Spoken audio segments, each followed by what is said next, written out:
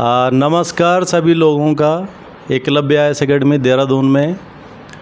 और आज हमारे पास हमारे एक बहुत होनहार विद्यार्थी और संघर्ष की प्रतिमूर्ति, जिन्होंने ऐसी राहों से आकर के उत्तराखंड पीसीएस 2011 में सफलता हासिल की है, जो तमाम युवाओं के लिए एक बहुत बड़ी प्रेरणा, बहुत बड़ी जीवन की एक गाथा, बहुत बड़ा एक उदाहरण हो सकता है। तो अमित कुमार जी हैं, जिन्होंने जो है संभागीय ARTO पद पर जो है सफलता हासिल की है।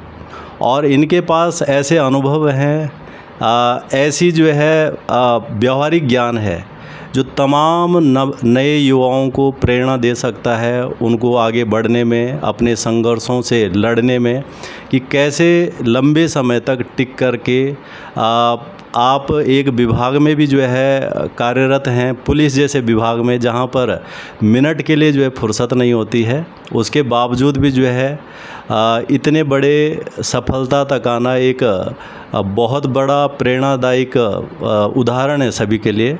तो सबसे पहले मैं अमित कुमार जी को बहुत बहुत बधाई और शुभकामनाएं देता हूं।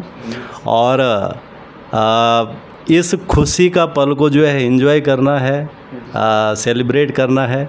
और साथ में जो है आपने जो संघर्ष किया है, जो प्रेरणा आपके पास स्वयं कहीं से आई है, पाई है, वो हमारे तमाम नए तैयारी करने वाले विद्यार्थियों के लिए साथ भी शेयर कर सकते हैं जी सर। तो बहुत बहुत बधाई, शुभकामना के साथ अमित जी। बहुत बहुत धन्यवाद सर आपका।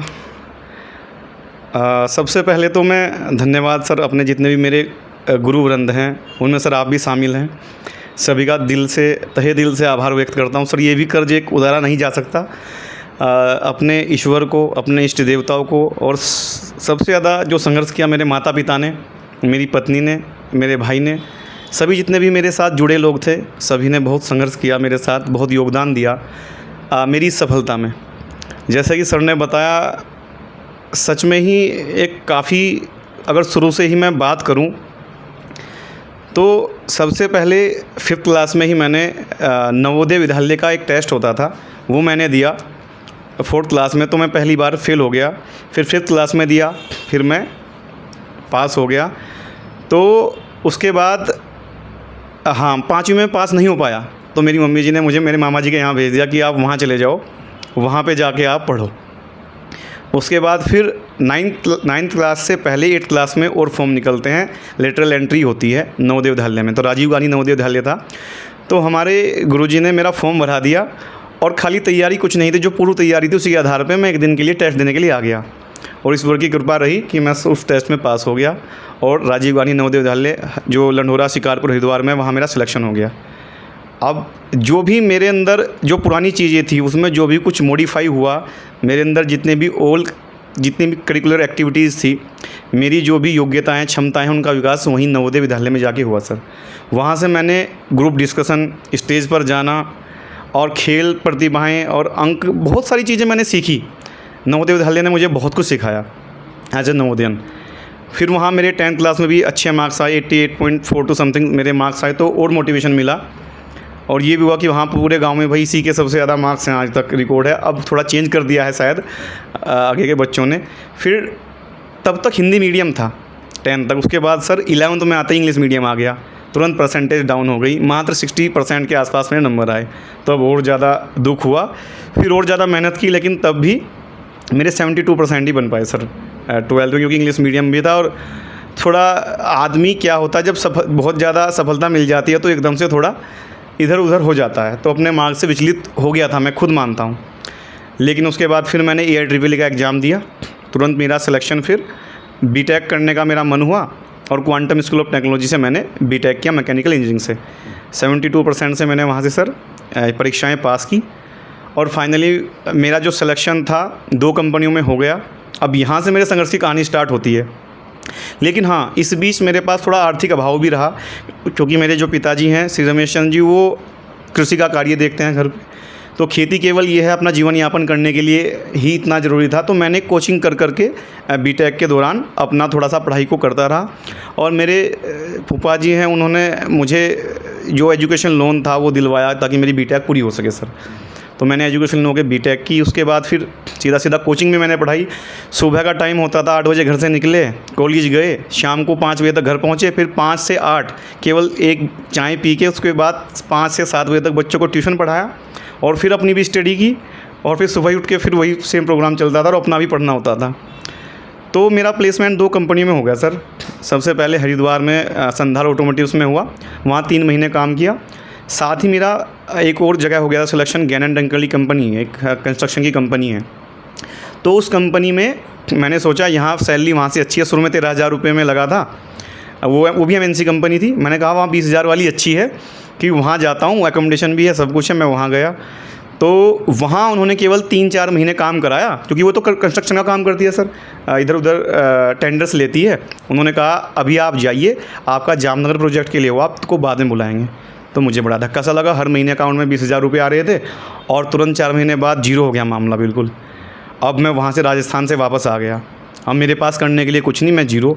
कहीं कंपनी में जाऊँ, मैंने हरिद्वार से लेके, रुड़की से लेके, रुद्रपुर से लेके नोएडा तक सारी कंपनियाँ छान मारी, जबकि पैसों का भी अभाव था, बड़ी ही मतलब विकट स्थिति थी।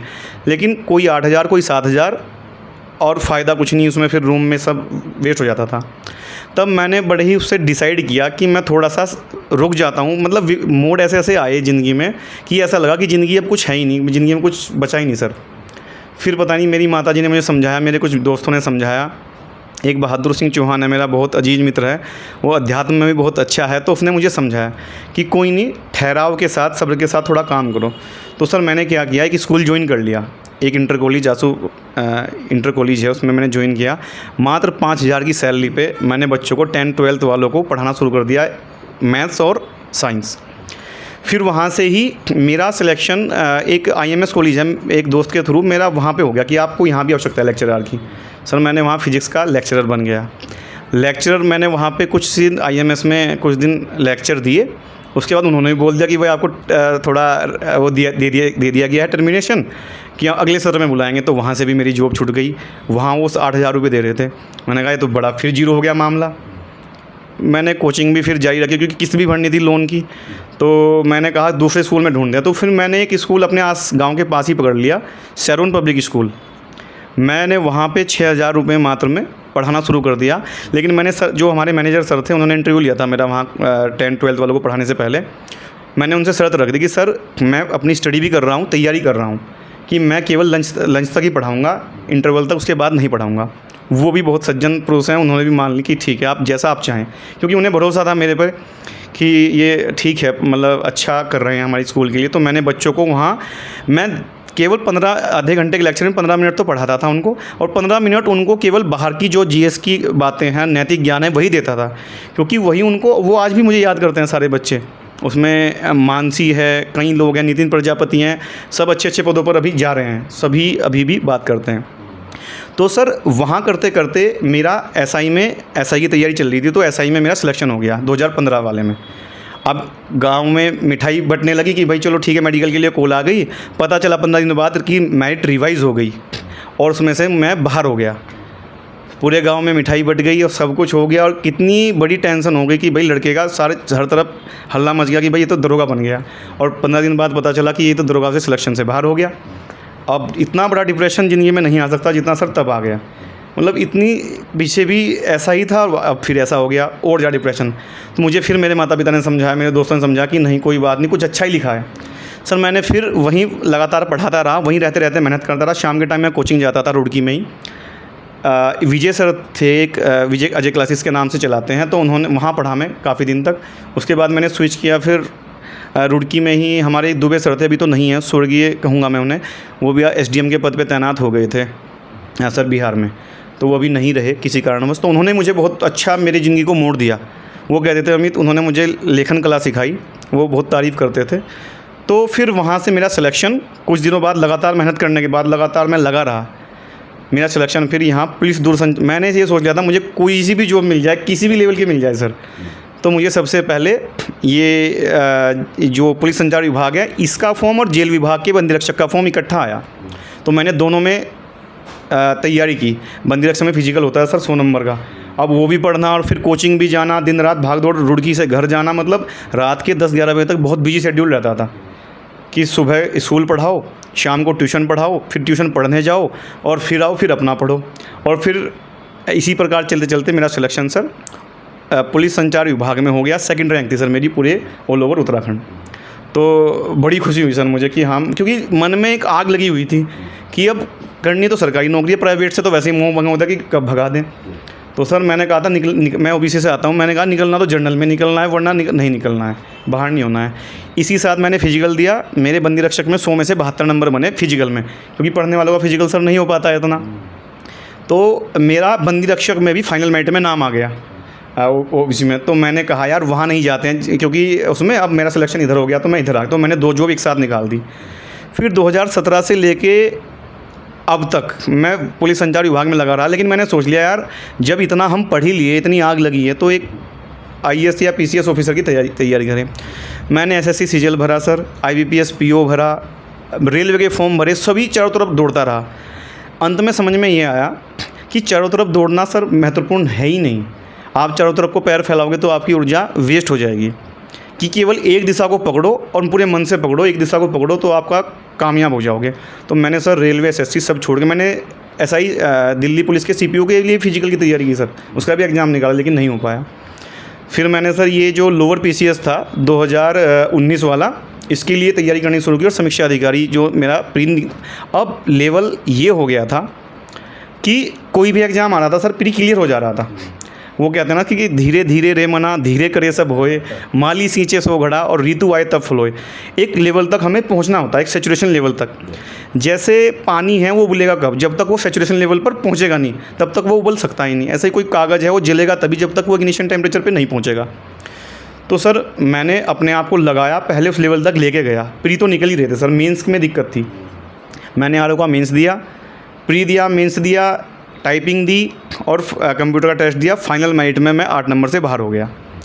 बड़ा शौक हुआ सर, तब भी विभाग में रहते मैंने कहा कोई बात नहीं। मेरे साथ की एक लड़की सिलेक्ट हुई हमारे साथ में ना, कोई बात नहीं और मेहनत करते हैं। मैंने लोअर पीसीएस दिया 2019, प्री हुआ, मेंस हुआ, फाइनल इंटरव्यू हुआ, इंटरव्यू से आउट हो गया 2019 में। बड़ी निराशा हाथ हुई, ऐसा लगा कि यार इतनी मेहनत करने के बावजूद भी नहीं हो रहा, तो इसका मतलब कहीं ना कहीं कमी है। डिप्रेशन ना, लेकिन फिर दोस्तों ने समझाया, टीचर्स ने समझाया। एक अनिल पंत सर थे, मनीष नेगी सर थे, उन्होंने काफ़ी, एक आशीष सर थे, उन्होंने बड़ा अच्छा योगदान दिया। तो फिर मैंने फिर तैयारी की 2021 के पीसीएस भी भरा, मैंने लोअर पीसीएस भी भरा।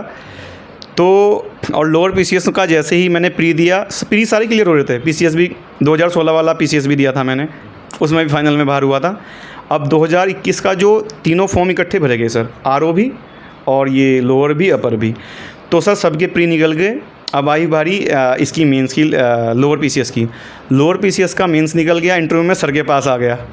और भी जगह गया, मैं ये नहीं कहता, और भी जगह गया, मैंने मॉक दिए तो सर ने मुझे बहुत अच्छे से गाइड कर दिया कि ये चीज़ें होती हैं, ये एक्सपेक्ट होते हैं जो हमें नहीं पता थे अभी तक। क्योंकि जब तक आप अपनी बातों को देखोगे तो अब तक आपको नहीं पता चलेगा, जब तक आप बाहर नहीं निकलोगे, लोगों से नहीं मिलोगे कि बाहर क्या हो रहा है। तो बड़ी ठीक रहा मेरा इंटरव्यू, सब सही रहा, लेकिन इस बार फिर मैं असफल हो गया, मात्र 7 नंबर से सर। 7 नंबर से 2021 का लोअर पीसीएस भी गया। अब बारी थी आरओ मेंस और अपर पीसीएस, जो कि 2021 में भरा गया था। इसका प्री हुआ 2022 में। मैंने ट्रेनिंग भी की इस बीच अपने पुलिस विभाग में। अब दिन भर जो भी करो, शाम के टाइम मेरी शादी भी हो चुकी थी 2020 में, फिर फैमिली को भी टाइम दो, फिर अपने घर भी टाइम दो, तो बड़ा मुश्किल हो जाता है एडजस्ट करना। लेकिन हाँ, ये था मन में एक आग थी कि जब तक आप ऑफिसर नहीं बनोगे तब तक रुकना नहीं है। मेरे घर वाले भी और भी लोग, सबको विश्वास था मेरे ऊपर। मेरे कलीग्स भी सब कहते थे सभी कि भाई तुम यहाँ के लिए नहीं बने हो, तुम कहीं, वो और मोटिवेट कर देते थे कि तुम अच्छी जगह के लिए बने हो। तो सर मैंने 2023 में फिर ये मेंस दिया, 24 में इंटरव्यू दिया। मैं फिर सर के पास आया मॉक देने, सर ने और अच्छे से गाइड कर दिया।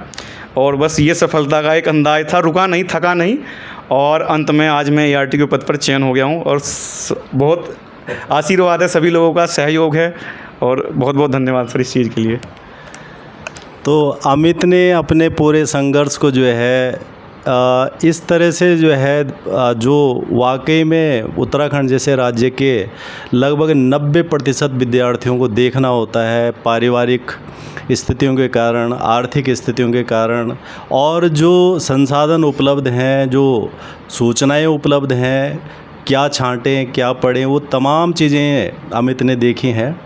और पिछले जैसे हम देख रहे हैं कि 3-4 साल से लगातार ही अमित हमसे भी जो है डायरेक्ट इनडायरेक्ट इन्वॉल्व रहते हैं, तो हम इनके संघर्ष को महसूस करते हैं कि किस तरह से जो है प्रयास करना पड़ेगा, तमाम असफलताओं के बावजूद भी जो है आगे बढ़ना होगा।